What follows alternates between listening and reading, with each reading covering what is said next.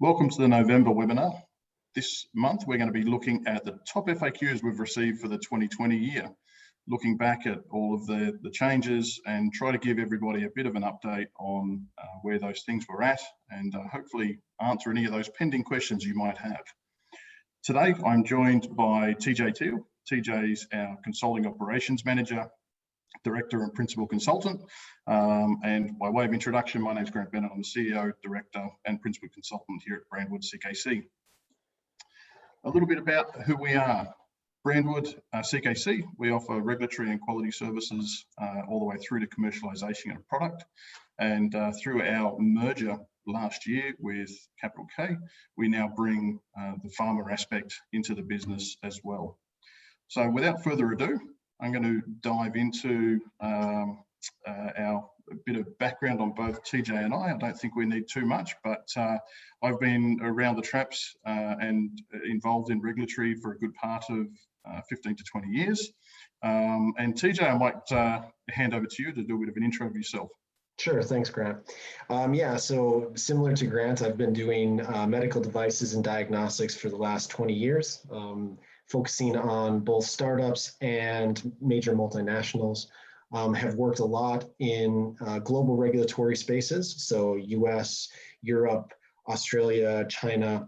But I think with our combined background, I hope that we can provide a little bit more context to the questions that you guys have been asking. Because again, this is meant to be us looking at the things that have come up that you continue to ask for, and I think this will be very helpful to you. So with that, I just want to go through the major, kind of buckets of the conversation today. We're going to start out with quality management system questions. Then we're going to get into medical devices. Then we'll focus on some disinfectant questions we've seen for Australia. Then we'll get into some IVD specific questions. We'll focus on a clinical evaluation report a little bit because we do continue to get questions on this. And then we'll round it out with biocompatibility, regulatory compliance, and the EUA, or emergency use authorizations. Now, I'm going to use the term EUA very generally because this has a bit of a US connotation, but we are going to focus on other geographies as part of that question. So to start off, we're going to kick it off with the quality management systems and the questions that we've received to date on the QMS. Awesome, thanks TJ. So let's jump straight into it. So a lot of what comes up in discussions with clients is the difference between 13485 and MDSAP, knowing that's rolled in over the last few years. Give us a bit of an update on how big of a gap it is from 13485 and trying to move yourself up to an MDSAP. Yeah, so what I'll say is I don't really think people should focus on that. In our estimation and working with clients in this space, we see it about a 20% difference in effort and cost. ISO 13485 is the building block for MDSAP. And again, MDSAP only focuses on those additional considerations for the jurisdictions of the IMDRF. So in our experience, it really isn't much. And if we had to approximate, we'd be looking at about 20% difference in cost and effort. Okay, thank you. And tell me how the transition's gone based on what we've seen and any suggestions on best practices. Yeah, great question. So ultimately, we see that there's just a general need for people to transition to MDSAP, specifically companies that are selling into Canada. Canada requires it as of January 2020. And so it's just an absolute necessity. Now, the big thing here is that we are seeing it a lot in other companies that are looking to utilize or go global. And because TGA, US have certain benefits of having the MDSAP, we're seeing a lot more of these globally minded companies going down the MDSAP pathway. As far as best practices, I think our big thing is use that audit handbook. That audit handbook is a really good playbook for you to understand what quality management system requirements you need. And the biggest thing I can say is you need to engage those MDSAP notified bodies early. There's only a few of them. I think last count we were up to 17. And right now when we work with these notified bodies, we're seeing 2 to 3 month delay before they can even consider the application. not to mention scheduling the audit. So use that audit handbook and make sure you engage with the MDSAP notified body early. So what do you see, TJ, switching a little bit across to MDR? What do you see the largest impact to people's quality management systems, and obviously impact to their post-market surveillance? Well, ultimately, the expectation for both your quality management system and your post-market surveillance system is it's supposed to be risk-based and well-defined. So I don't, ultimately the MDR doesn't do much to suggest there's going to be major changes to the QMS or the post-market surveillance. I think the biggest thing that comes out of the MDR is that there's an expectation from the notified bodies in compliance with that MDR that there are very frequent and extensive updates to the ongoing data that you're collecting. So really capturing all of that real world data and being able to apply that to your quality management system and your post-market surveillance system to understand the true risk that's of your device in the field. Okay, thanks, TJ. And shifting a little bit away from Europe and the MDR, how do you see the US and the QSR aligning to the 13485? Yeah, it's a good question, Grant. So this is something that FDA has consistently said we are looking to converge and be ISO 13485 compatible, or use that as a consensus standard. Now, the big thing here is that 21 CFR 820, so the quality management system requirements for the FDA, are not too dissimilar. The biggest thing is the difference in how documentation is actually put together, especially in your technical files and what's there for design controls. Now, again, the FDA keeps saying this is going to happen, this is going to happen. And I think it is, basically seen in principle has already happened. But given that there's still these documentation unique pieces to the FDA, we just know that in the next couple of years, we'll see an actual formal transition happen. Yep. So, I mean, that wraps up the QMS side of things. So let's delve into medical devices and see what questions we've had come through there. So obviously the big elephant in the room is always the MDR, and sort of see where that's going, and the transition process itself. What's the biggest differences between MDD and MDR? Yeah, if I had a nickel for every time somebody asked this question, we'd be very rich. No, I think the biggest thing here is that ultimately there are a ton of devices, softwares, medical devices, generally general surgical devices, reusable devices that have been unclassified. And that's huge because, again, remember, when they previously, they may have been self-declaration or class ones that didn't require to go through a notified body, but now all of a sudden you're up classified to a class 1R, a class 2A, and that means a notified body's got to review it. The other thing is that we're seeing huge amounts of burden to the notified bodies, because remember, one of the requirements for them to be able to issue certificates under the MDR is that they're competent, and that there are some specific languages and specific years of experience that are needed for them to do these audits. And then the other thing is our economic operators, so those authorized representatives that you have in country, they're being held to a much higher standard. And so they're asking for additional documentation. You used to be able to just go and sign a contract with an authorized rep because they really didn't have much burden or liability to them in the European Union. But now, because they are being held accountable, they have to be very aware of the documentation, they have to be very aware of the device, and often their review might actually take just as long as the notified body review, and that's just to have them act as your authorized rep. The last one I'll point out, and we raised it in the last slide, but and I went to the quality management system piece, but continuous vigilance is going to be key. Remember, there is a requirement under the MDR that all devices and all post-market surveillance activities are done on a regular basis. And that regular is going to be a lot more scrutiny by the notified bodies. So, your CERs, your post-market surveillance activities, any post-market surveillance studies that are required, they're going to be on top of that. And that's going to be a big difference. Yeah, and I just think to add to that, TJ, before we jump on, I think we need to, people need to consider the notified bodies are actually going to approach, because again, so many of them are starting to move towards that transition to MDR, but the timelines are getting blown out. And people need to be able to build that into their commercialization plans as they start to think about their launch paths and those sorts of things. Absolutely. And Grant, you know, the other thing to think about is we're in a situation where people are still struggling to get their MDR. But remember, we got a year extra. We weren't even anticipating. We thought this would be already in place as of May 20 of this year.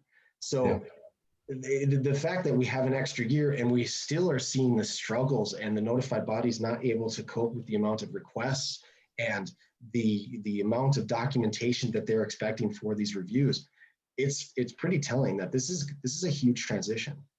Yeah, absolutely. And look, this is a really good lead in. And again, because it's a moving target, obviously there's plenty of regulators globally that rely on pre-existing C certificates under MDD for their approvals.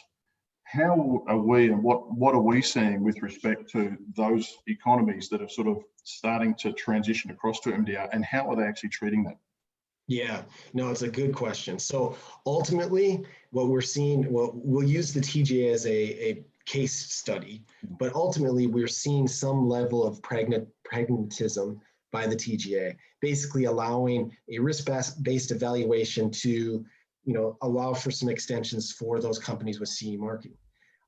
We expect, and in the work that we do with other regulators that allow a CE mark to provide some level of security or some level of international evidence for your approvals elsewhere, we expect that that's going to be consistent, because unfortunately, none of these countries, including Australia, Japan, so on and so forth, want to pull a bunch of products from the market just because their CE certificate has lapsed.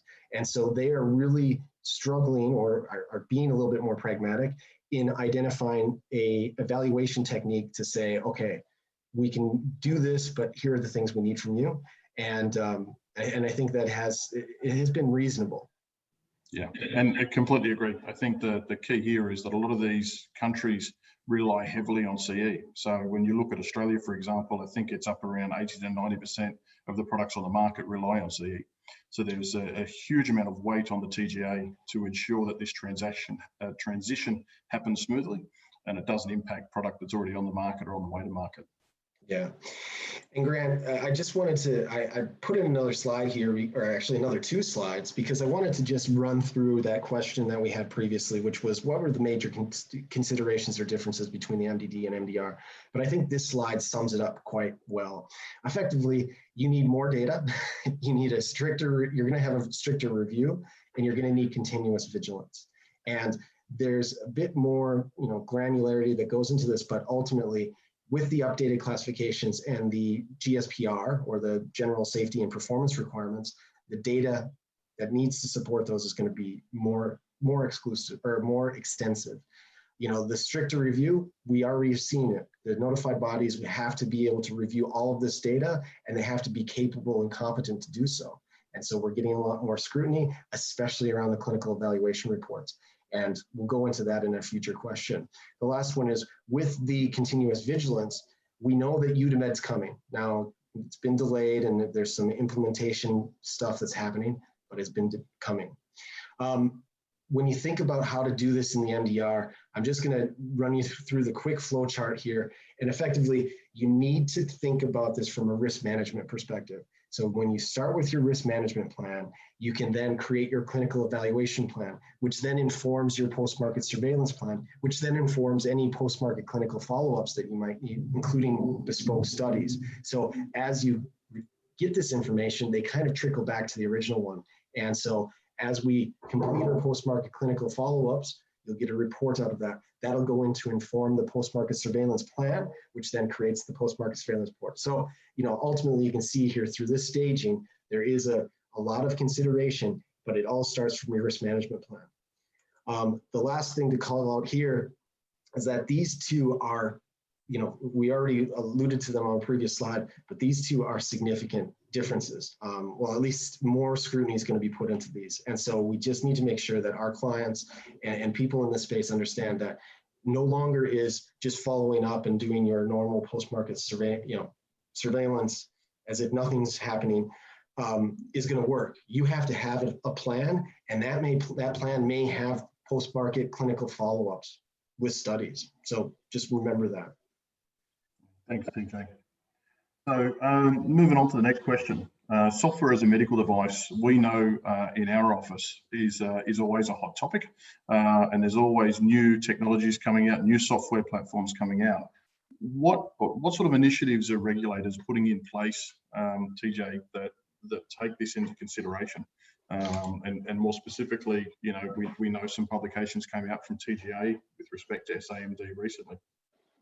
Yeah, so great question. You know, ultimately, we still know that the FDA is doing what they consider a pre-certification process for some SAMD developers.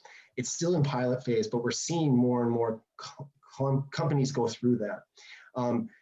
Ultimately, we know that there are changes going to happen with Australia, and they were planned to be commenced on 25th of August, 2020.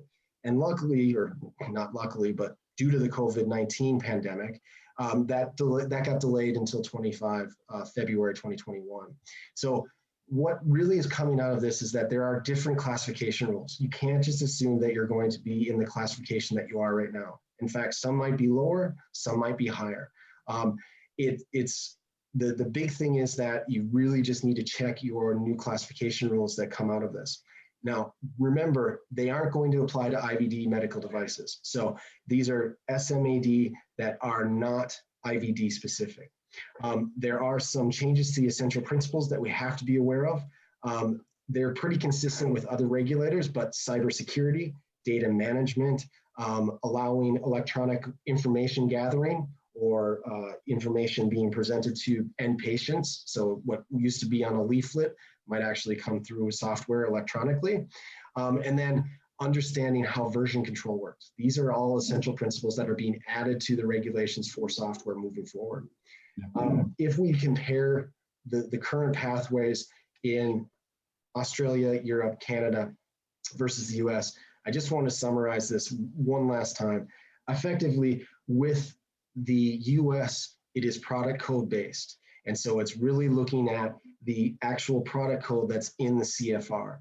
With that, then you come up with your submission pathway. So that could be a class 2 510K, it could be a class 2 de novo or PMA, and then you apply the consensus standards and guidances through that process.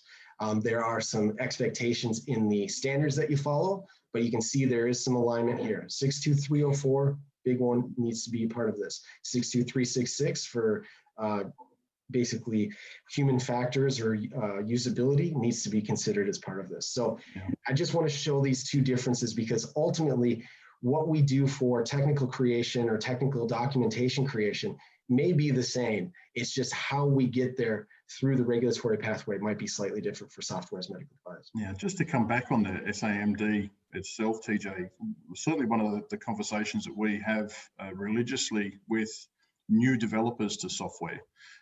It's not a straightforward exercise, and it's absolutely critical to do your homework early before you go too far down that development path. A lot of these technologies are absolutely brilliant, but without any regulatory background with respect to the development path, the regulatory requirements, what you need to have in place. So it's absolutely critical that that homework is done very early on the piece, and make sure you ask the questions to the right people. Yeah, and Grant, you can't be more right. I mean, ultimately, remember, medical device development is completely different than the skill sets or the type of people that usually do software development. And so that documentation and understanding what standards need to be applied and how that's going to affect your documentation, if you wait until the end, you're going to be, basically repeating a lot of the activities that you're doing. So get a good strategy or a good playbook framework in place ahead of time so that you understand what standards are going to be appropriate, but also the documentation steps that's going to be needed to then justify this to a regulator. Absolutely. Thanks, TJ. So I think in the last space around the medical devices, what tips would you give based on questions that we've had from clients around creation of implant cards, and how do you sort of handle that? More specifically, the multiples of languages in places like Europe. Yeah, so we've gotten this question a lot. In fact, this one actually came through prior to this meeting. What I want to say here is that, remember, the expectation from the regulator is that it's just the implant card is going to be a physical card about the size of a business card. And so there's really limited information that you can actually put in there. So what you really want to do is to make sure that the fixed fields that are there, so consistent with the model of your device or the type of device that you have, and that there are open variable fields that can be added to it once that's been implanted. And sometimes that's through stickering, sometimes that's through physical transcription, so on and so forth. But the language thing is an interesting question because it is extremely difficult. And what we always tell people is to try to use the ISO standard symbols instead of text, because those are recognized symbols. They don't have any language specifically tied to them. And having that on there, having the little symbol for the manufacturer instead of the manufacturer, means that that doesn't require translation. The other thing to think about is only stick to the essential information. So there is a set of information that is absolutely critical: name of device, model number, serial number, if applicable, date. Those, beyond that, just really just adding more information that's not necessary. So those would be our tips in that space. Yeah, and I know there's lots of discussions amongst not just regulators, but also out in the commercial world, in businesses, around how to best manage, patient implant information. So it's, it is still a hot topic. Yeah. All right. So moving on into disinfectants, I should say. So TJ, I mean, the key question that we've received is, TGA's expectations around the testing for disinfectants. Yeah. So, give us a bit of info. Yeah, so the reason we focused on TGA, because often we get the question for multiple geographies, but the reason we're focusing on the TGA is that, ultimately TGA has a very good and descriptive set of information out there, but it's also pretty rigorous. When we look at the requirements for something like an EPA disinfectant in the US, it's significantly less testing that's required. But the big thing that I'll point to, and this works for any jurisdiction, is that it's all about the claims you're looking to make. So if you have claims that are specific to a disease state or specific to a certain type of pathogen, bug, microbe, whatever, you need to make sure your testing is going to dictate or substantiate the claims that you're making. It's also important to understand what the intended use of this is. So if you're going to use this on a medical device, so you're going to use this to disinfect a medical device, you've got a significantly different set of information or a set of documentation that you're going to create than if I'm just making a commercial grade disinfectant. So just be careful on that.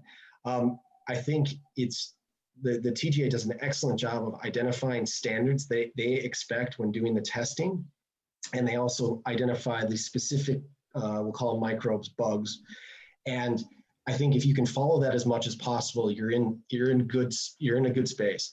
Now, unfortunately, there's not a lot of test labs out there, and some of them have their own methodologies. Some of them don't use the same standards that the TGA make reference to. And so if that can't happen, it doesn't mean that you're buggered, so to speak, but you could be in a situation where you need to draw equivalence to the methodology used by your test lab and the methodology that the TGA prescribes. So you need to be aware of that, and you need to be able to identify with that test lab what the differences are so that you can show the TGA that it's still appropriate for your device to have those claims and so on and so forth. And when I mean claims can be as simple as whether it's a general disinfectant, or it could be COVID-19 specific, or Norwalk, or any of the noroviruses, or any of the SARS-2 complex viruses. So just make sure that you understand what claims are needed for your product to be on the market, as in marketing requirements and in what is going to make something available to the general population, but also understand what that implies for your testing. It's nice to be able to say, we want every claim, we want to kill every bug, so on and so forth. But the expectation is that you can show substantiation that you can make those claims. Yeah, fantastic. And look, we're really well positioned to handle those questions around the disinfectants, and certainly with the onset of COVID, that's become a hot topic for a lot of companies. So definitely something that we can manage. Moving on from disinfectants and diving into something else that we are very well positioned to talk to, not just through your experience directly, TJ, but also that of the TGA being sort of a very early implementer of an IVD regulation and framework. So obviously for us, some of the key points as we move across and start to regulate in Europe is, what are the key points that you can talk to in relation to IVDR? Yeah, so I'll put the answer up here, but it's not going to come as any shock. Ultimately, we are now flipping the IVD space on its head when it comes to notified body review. Whereas we were, basically 20% were being reviewed by the notified body for CE marking. The expectation is that is going to change to about 90%. And you think about all of the products that are out there currently that are going to need IVDR, need a CE certificate under the IVDR, all the products that are coming, I mean, the sheer numbers are crazy. And the other thing is, we constantly get the question, well, is the IVDR going to move out like the MDR did? And right now, there's nothing to suggest that the European Commission is actually going to change it. So right now, it's been upheld to 2022 at this moment. So with that, TJ, what's the latest in relation to notified bodies and IVDR? Well, good question. So right now, there are only 4 notified bodies that are IVDR that can review under the IVDR and issue CE certificates. And we expect some more, but is it going to be enough to take on the backlog of all of these current non-regulated, well, I shouldn't say non-regulated, non-reviewed products and all of the new products that are coming after it? No, it's not. And so we do believe that there's going to be backlogs to this process for quite some time. Yeah, it's definitely going to be a rocky road. I mean, final point there, TJ, is how could real-world evidence reliance impact IVD development? Yeah, so it's a good question. So one of the expectations is that those companies that are currently selling or marketing IVDs need to capture clinical information that they may not have been capturing. And so you need to be able to say that you have a plan and that you are going to capture the real world evidence, otherwise called the RWE, to support your registration and your continued certification. It really, when you think about developing new IVDs, you really want to look and see how much you can use that RWE for your justification, your clinical evidence. Because if you have to go down a path where there's no RWE, that means there's going to be some expectations for clinical studies and additional clinical data to be created as part of this. So we want to make sure that we use it as much as possible. We got to capture it. And right now, I don't know, there's a lot of companies out there that are struggling to figure out how to capture that real world evidence. As we talk about IVDs, I just wanted to pull up one extra slide here, and that was just to give you, an idea as to how conformity, the routes for conformity change. And as you can see here, the only one that can go through without having a notified body review is Avenue A, or Route A. B, C, and D all require notified body review. And that means, and this is why the point's on the right again, that what was only 20% that needed notified body review now will be 90%. And that is ridiculously significant. Yeah, I mean, this comes back to my earlier point, TJ. I mean, I think it's critical that people get the right information and potentially align with the right people to be able to guide them through this path, because you don't want to be going through a conformity assessment process having never done it before. You're really going to be causing yourself huge amounts of delays. And again, being based here in Australia, we've been through this environment in the past and are really well equipped to be able to sort of guide clients through. So on to CERs. Now, CERs are always a hot topic for clients, and more than that, even with our blogs and previous webinars, they're already always something that is a real interest to everybody. So with that, TJ, how do companies, or how should companies be preparing for the implementation of Unimed? I know you touched on it earlier on, but do you want to give us a little bit more about Unimed and how they prepare? Yeah, so remember that Unimed is going to be this database that is going to be capturing all of your post-market information for Europe. And ultimately, right now it's not live. We haven't implemented yet, but there is an expectation that companies will be expected to capture and upload post-market surveillance data retrospectively to Unimed. And so data should already be captured. So if you're not capturing this information under the MDR and future IVDR, and as part of your clinical evaluation, you're not calling this out, you need to have a plan to do so, because there's not going to be a grace period, nor are they going to say, well, just start from when Unimed becomes available and add your post-market surveillance information after that. They're going to expect a retrospective fitting of all that data. And that's significant. Absolutely. So next question, which is quite interesting. I mean, Australia has always been, or always had, a very high, I guess, barrier to entry in relation to clinical evidence reports, which has always been a bit of a challenge for companies wanting to come to Australia and having to slightly tweak what they've already got. So with the rollout of MDR and IVDR, TJ, what do you see the biggest impact for people in their clinical evidence?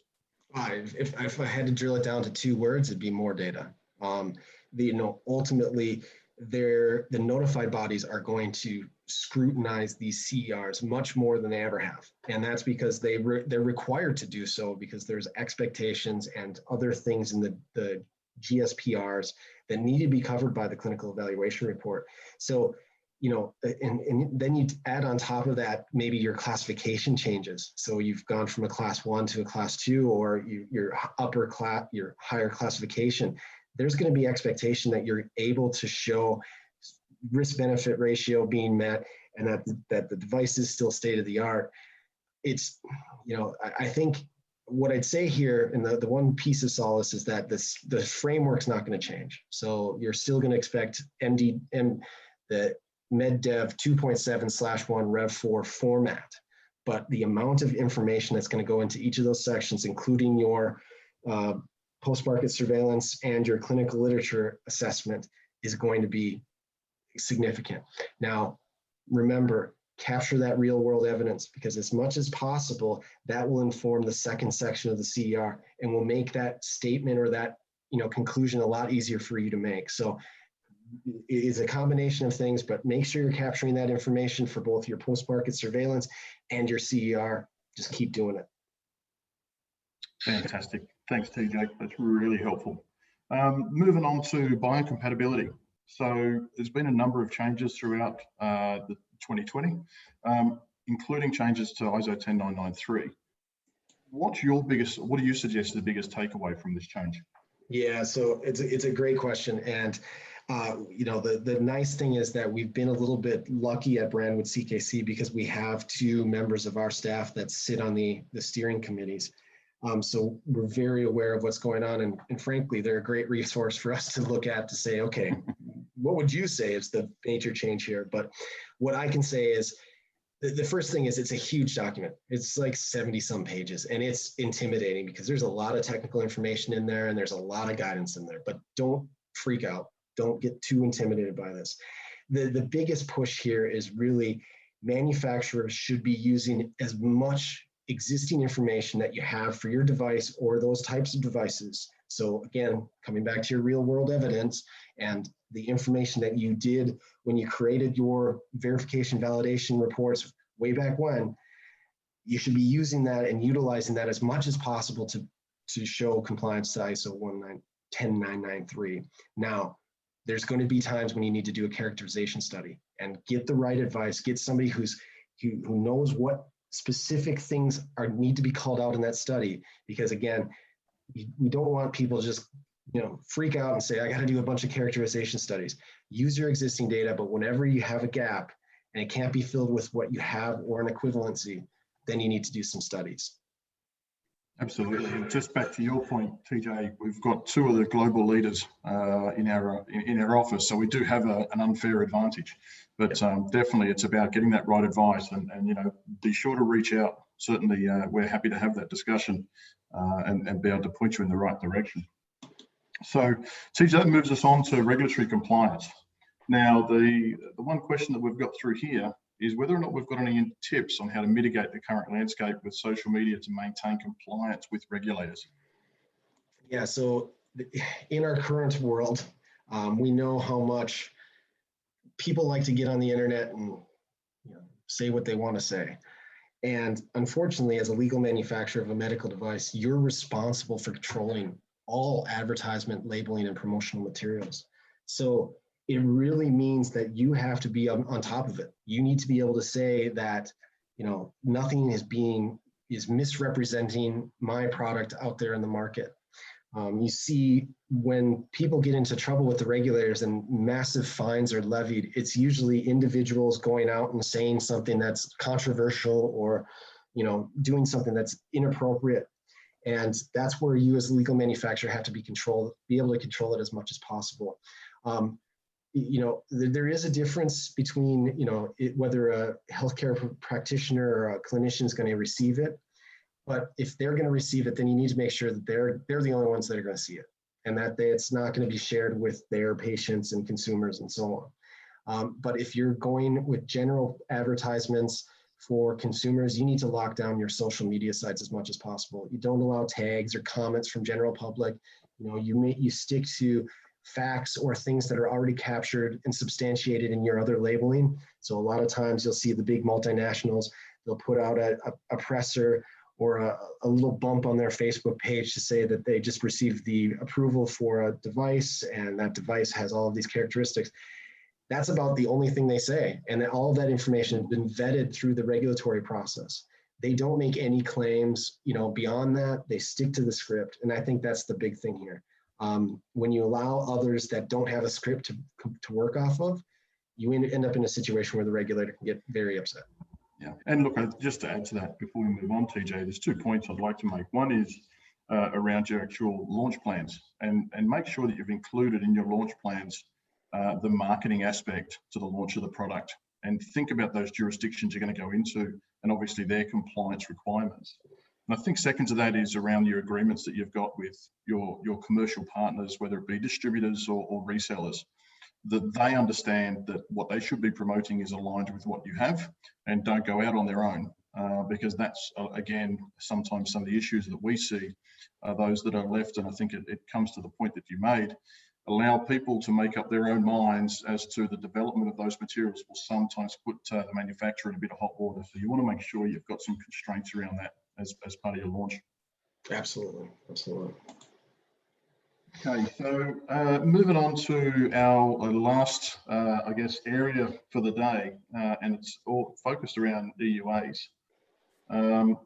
So I guess the first question, are they actually still being considered? Yeah, it's a good question. So we're seeing this a lot more because there are companies that have EUA applications in place with the FDA, and not receiving much for status updates beyond it's in queue. When we pick it up, we'll let you know. So what I'm saying, and what you can see in the website, is that they are being considered, and applications are still being reviewed. It's clear that they're prioritizing those that are different than other devices that are previously through the EUA process. So if you're obviously vaccines and things like that, they will get a higher likelihood of prioritization in the EUA. But we're still seeing people make these applications, and they are getting some EUAs across the line. The biggest issue, though, is that we're seeing a huge difference in the time it takes for the US, because frankly, I think they've got a ton of them, and they've got, they're focusing on specific ones or specific types. And, what would have been at the early stages of the pandemic, a 6-8 week turnaround, we're seeing products not even be picked up from queue with, 12-16 weeks on the EUA application timeline. So they're still being considered. We know the US is, particularly a hotbed for COVID-19 and cases right now. So there's still opportunity, and you can do some help. You can help the general public in the US, but it is taking a while for these to get across the line. Absolutely. So thinking a little bit outside of the US, how do the other major markets play in this space? I mean, is it similar? What's the current arrangement? It's a great question. Ultimately, you can use the words EUA, you can call it an exemption, you can call it a legislative path, but ultimately they're all very similar. There's an expectation in some countries that, as long as you can prove no harm, and that you can market the product freely. There is an expectation in some countries that, yes, it will come to us for review, but we will prioritize it and we'll get it done. And we'll probably give you that with a list of conditions that you need to fill after the product's been approved, or through this exemption or EUA scheme. So ultimately the terminology changes, but how the regulators are approaching this is very consistent, and it's good because that way we can kind of know what the expectations are. So, I mean, with that, TJ, assuming that a client or someone has gotten approval under the EUA scheme, what happens when that option is removed? What happens to the existing product on the market? Yeah, so again, remember, exemptions and EUAs are a point in time because there's an absolute need under a pandemic or these types of activities. So when that goes away and when they say the EUA is no longer available or the exemption is no longer available, then in order for you as a manufacturer to stay on the market, you need to get proper approvals. So hopefully what you've done is you've put it through with the EUA while you're still gathering some information, gathering those last pieces that you need for a full manufacturer or full regulatory approval. And because you're getting more real world evidence and you're being able to add that to your clinical evidence because of the use under the EUA, hopefully you've got a very solid pack of documents to bring to the regulator for approval when the EUA is going to be revoked.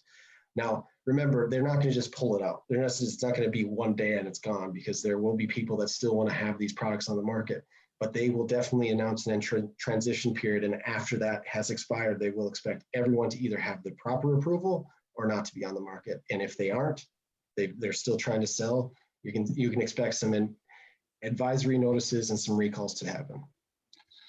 Absolutely. So definitely watch this space. Yes, make sure that absolutely. You've got everything in play. Hey, so TJ, thank you so much. I mean, this has been a really, really interesting webinar. Again, we've covered a number of topics today that we have sort of touched on through the year. Our website has got all of these webinars recorded, podcasts that people can listen to if they want to get into the details.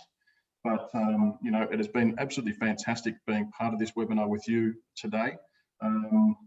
To everybody else that's listening, if you've any questions at all, please don't hesitate to reach out to us. The contact details are at the end of this slide. Again, we do have a monthly newsletter, first Tuesday. We do our webinars every month, and they are recorded and readily available at any stage. But thank you so much for joining us. Yeah, just one thing I'll add, and again, I echo the same comments.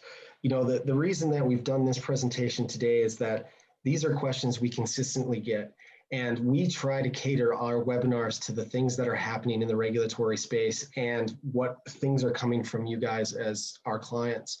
And so a lot of what we've just discussed is also, we've gone into a lot more detail in previous webinars. So CERs, software as medical device, MDR, IVDR. There are nice presentations available on the Brandwood CKC website for you to take a look at and get more information on that. But as Grant suggested, we always look for your questions. We're here to help. And if you want to email us at help@brandwoodckc.com, we are absolutely willing to respond and figure out how we can support your regulatory question and quality questions. So with that, and Grant, I'd like to thank you all. And again, can't wait to talk again in the new year. Thanks all.